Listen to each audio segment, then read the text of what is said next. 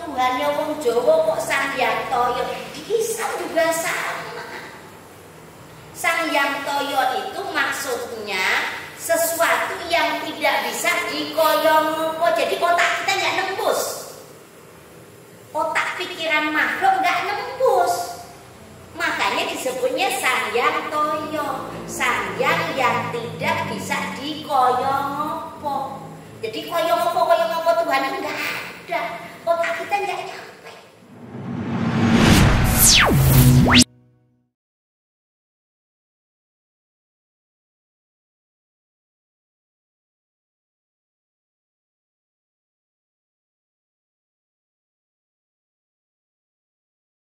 Assalamualaikum warahmatullahi wabarakatuh.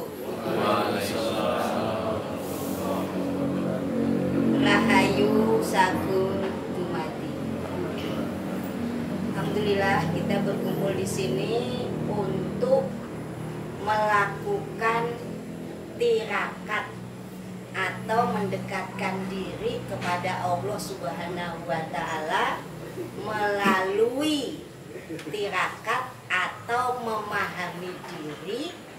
Sebelum kita tahu diri, kita harus berusaha menekan hawa nafsu kita, pengendalian diri hawa nafsu, supaya hawa nafsu kita tidak menguasai otak dan pikiran kita. Karena yang membuat kita khilaf sebenarnya nafsu menguasai otak dan akal kita, akal pikiran kita. Akhirnya membuat panca indera kita mengarah hal-hal yang tidak diridhoi oleh Allah Subhanahu wa Ta'ala.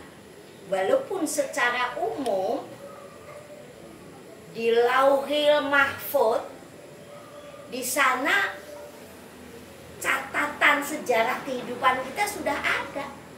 Ketika kita sudah usia 4 bulan di dalam kandungan ibu kita, itu sudah dikalungkan. Yokango dikalungkan dengan takdir kehidupan kita sampai kita menghadap kembali kepada Allah. Kita dikasih kebebasan untuk berusaha. Sebelum terjadi dijawab oleh waktu, kita lampaui waktu itu, kita masih bisa ikhtiar. Seperti banyak kisah kan, Nabi Adam usianya 1000 tahun. Dia lihat membaca Lauhul Mahfuznya bahwa Nabi Daud usianya pendek, yang 50 tahun dikasih ke Nabi Daud.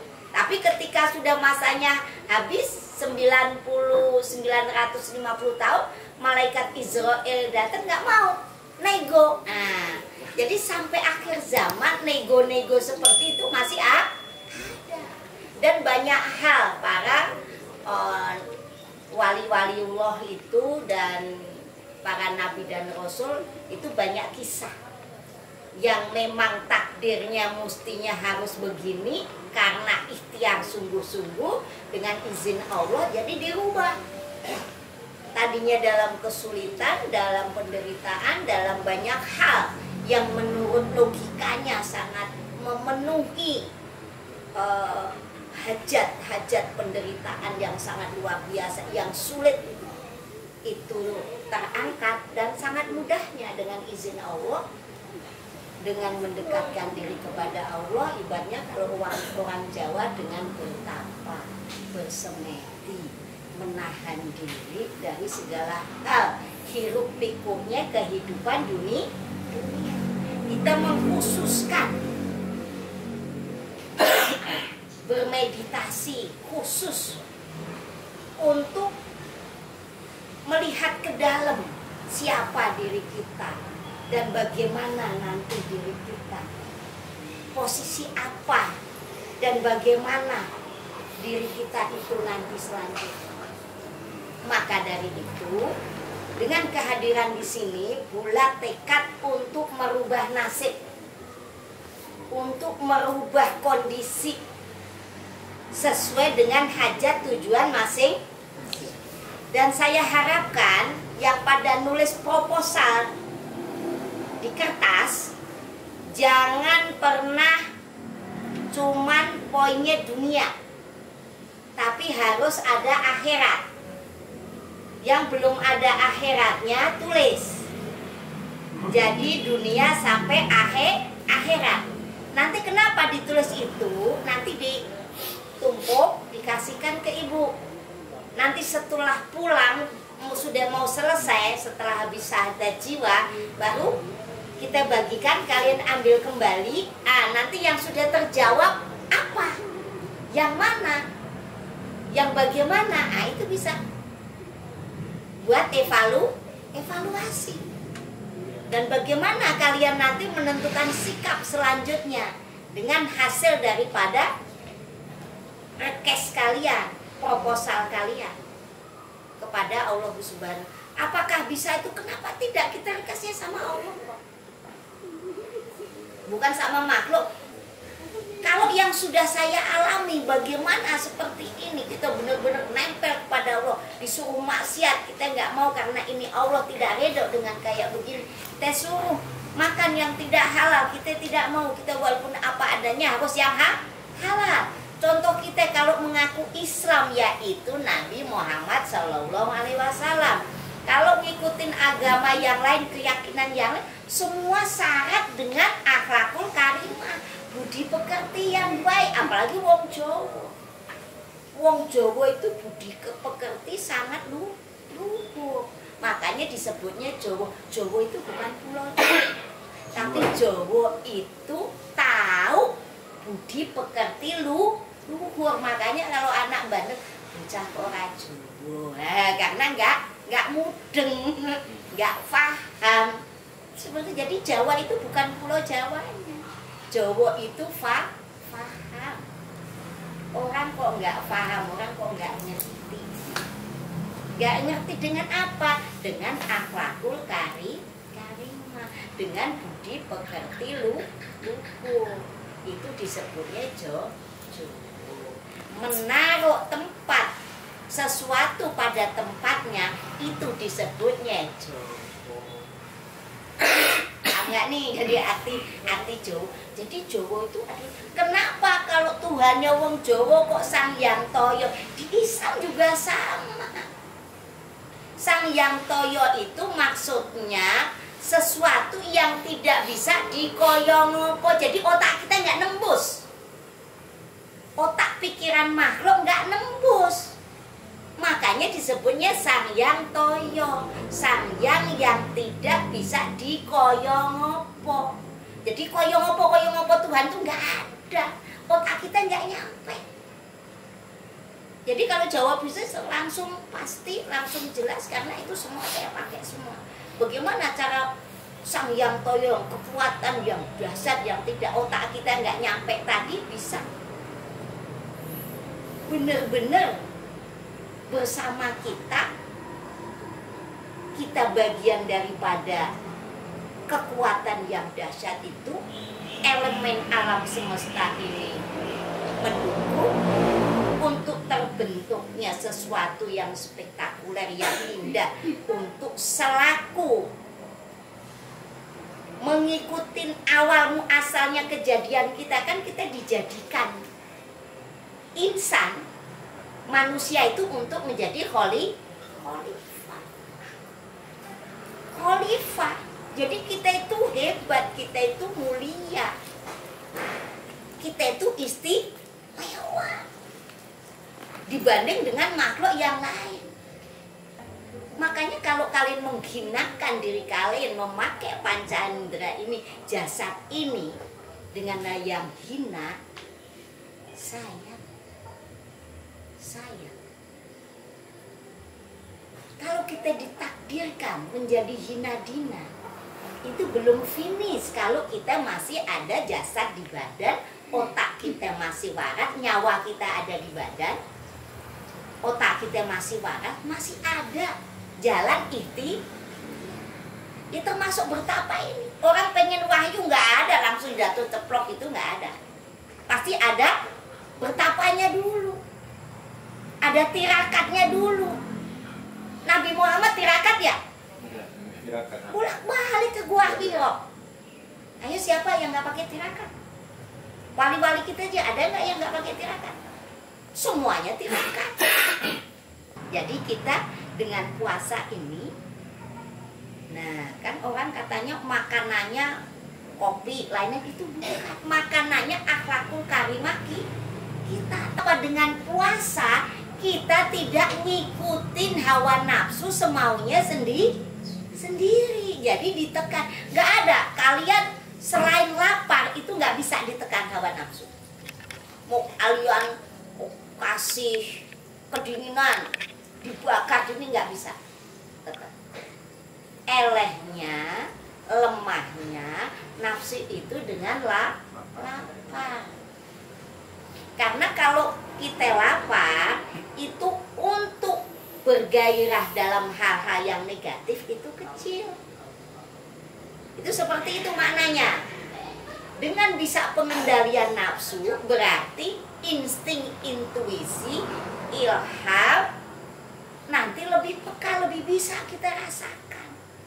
Daripada kita ngikutin yang hawa nafsu. Kita bisa membedakan antara intuisi dan nafsu maupun waswisus dari anasir negatif. Tanpa puasa nggak bisa. Tujuan khalifah jelas, amal ma'ruf nahi mungkar, watawasau bil haq, watawasau bisober. Dengan apa? Dengan akhlakul karimah. Akhirnya endingnya rahmatan lil alam. Jadi kita itu untuk ngatur, menata alam semesta ini, bukan untuk merusak. Yang bikin rusak karena kita nggak bisa bedakan. Ini kalian nanti setelah proses ini kalian untuk menjadi sakti. Sakti itu nggak bisa didemo. Sakti itu sakralnya hati. Kalau yang pakai unjuk gigi, pakai demo-demo itu bukan. Bukan lillah itu, bukan dari Allah. Kalau dari Allah itu begitu dibutuhkan dengan otomatis dia bekerja. Dia muncul. Sudah otomatis. Jadi nggak bisa dengan otak kita maunya kita, saya mau ngerjain dia dong, nggak bisa. Jadi jangan pernah kalau kalian sudah sakti terus, sekarang gini contohnya. Sunan Kalijogo kalau nyangkul jadi emas, apakah beliau untuk dirinya sendiri nyangkul terus? Itu emergensi. Emergensi untuk apa? Untuk memahamkan, memberi pelajaran, memberi hikmah kepada hamba Allah yang memang perlu dipakai action itu. Sekarang waktu perang di Surabaya, bambu runcing, tank bisa terbalik hanya bambu runcing padahal belum ditusukkan. Itu kekuatan apa? Kekuatan jiwa yang akan kita olah. Kekuatan jiwa, energi. Energi jiwa, energi sang yang toya yang tidak bisa kinoyo. Ini bukan giniin kita, ibu alirannya kejam, terserah. Tapi nyatanya yang namanya Tuhan, Allah itu kalau dilogikan kita, otak kita nggak nyampe. Seberapa kekuasaannya, seberapa dahsyatnya, seberapa keagungannya, seberapa gedenya, sebanyak besarnya, otak nggak nyampe. Sang yang toya itu otak kita nggak nyampe kayak apa itu yang namanya Allah Tuhan. Tapi nanti kalian akan melihat dalam bagian daripada Tuhan. Kalau sudah tahu bagiannya berarti kan tahu. Jadi seperti itu. Proses ini, puasa yang akan kita jalankan ini fungsinya untuk memberi asupan makan bahwa kita itu berusaha untuk menjadi sesuatu yang Allah kehendaki awal kejadian kita diciptakan. Paham ya? Jadi puasa ini berarti puasa apa namanya? Puasa diri. Untuk nanti niatnya saya menguasai diri pribadi lillahi ta'ala. Puasa diri, puasa aku, puasa ingsun. Jadi ingsun yang puasa.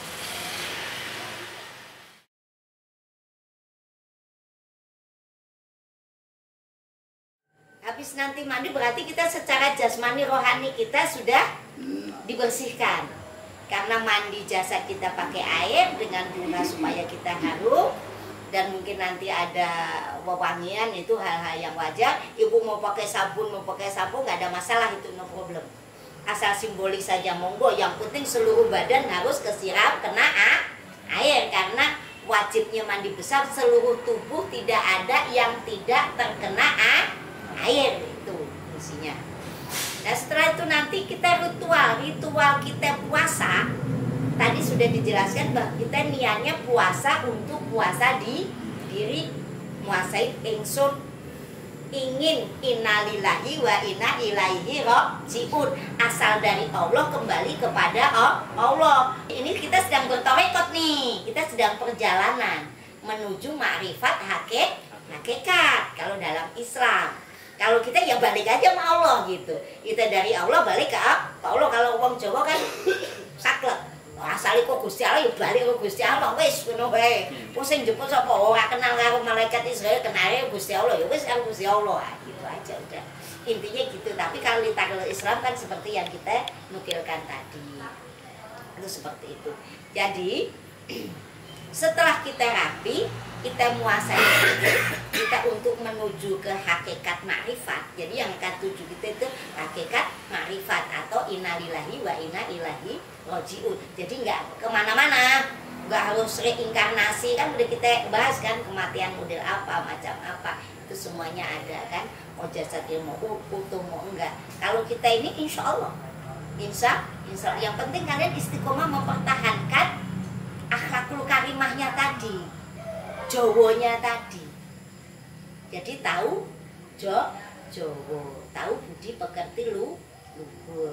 Insya Allah kita jaga akhlak kita. Kalau kepleset ya kita berbalik dan jangan mengulang lagi. Tapi jangan coba sambal, nanti ngulang lagi. Kata Gusti Allah gitu bocah gitu. Bocah koyo nekat tenan to wis jan. Tak apake. Subhanallah. Ya subhanallah. Jadi setelah itu prosesnya kita nanti kan sudah ada di edaran ya. Coba dibacakan, Kak Mek. Bacakan prosesinya. Nanti masuk gua, kalau masuk gua meditasi ya, biasa yang sudah ada literaturnya ya. Jadi itu bagaimana mengasah kekuatan diri dan kita mengambil energi alam semesta untuk mendukung perjuangan kita sampai benar-benar wujud terbukti dalam kehidupan. Kita bisa rahmatan lillah, kita bisa mengatur alam semesta ini dengan sesuai dengan kapasitas yang Allah takdirkan. Takdir yang baik.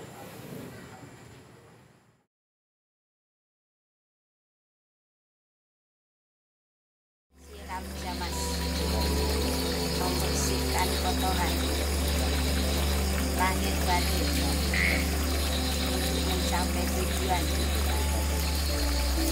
makhluk mulia.